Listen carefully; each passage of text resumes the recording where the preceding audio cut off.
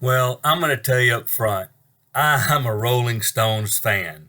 Now, there's a lot of groups. I know everybody talks about the Beatles and the Beach Boys did some amazing things. I personally also love Creedence Clearwater Revival, all that great music. But I love the Stones. I mean, how can you not love a group that's way past retirement age, still touring all over the world, going strong, bouncing, especially Jagger bouncing all over the stage with high energy, clearly doing stuff they love and singing the same songs over and over and over again because they're really good.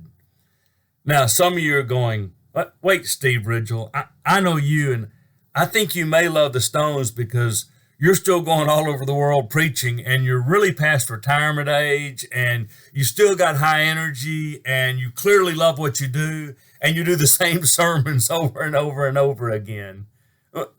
Yeah, that may be true. And even as a preacher, there's some things in the Stones. I mean, there's some stuff that you can do some pretty good sermon illustrations out of. I mean, Sympathy for the Devil is certainly a song you could do some spiritual implications from.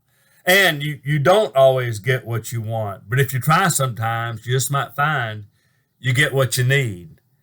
And there's some spiritual application there.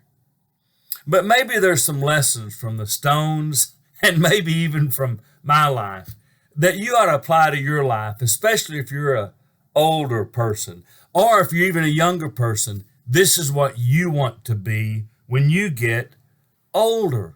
So let me tell you a few things I think you ought to learn from the Stones and from Ridgel and from life. One is you don't ever have to retire. Don't use artificial numbers as some kind of age limit on your productivity or how much you can work. Boy, keep being active and keep going and keep doing right up to the day that you cannot. And number two, I'm going to tell you, man, have some energy and some enthusiasm for life. Boy, I love to talk to people that are optimistic. My wife had a granddad whose farmhouse burned when he was in his mid-90s. And we're getting ready to build it back, and we're sitting in the living room, my father-in-law, me, my wife's granddad, and he says, well, when you build this house back, I don't want any of that cheap material. I want something that lasts. I thought, you're 96. But I love that kind of optimism. So I'm going to tell you, man, don't just retire. Boy, have some enthusiasm and energy for living. Do what you love.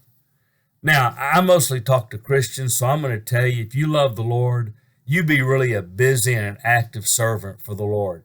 Helping people, talking to people about Jesus, bringing people into the kingdom of Jesus, doing good in this world, doing the right thing as God defines it, not doing the wrong things.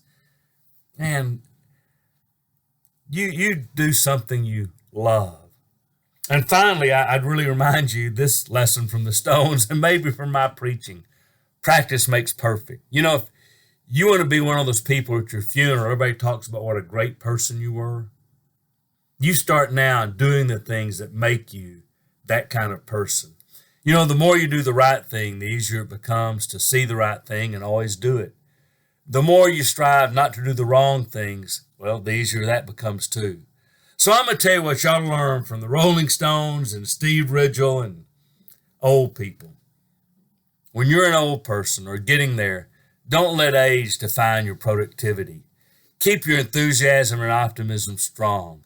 Do what you love, and practice really does make perfect in some ways.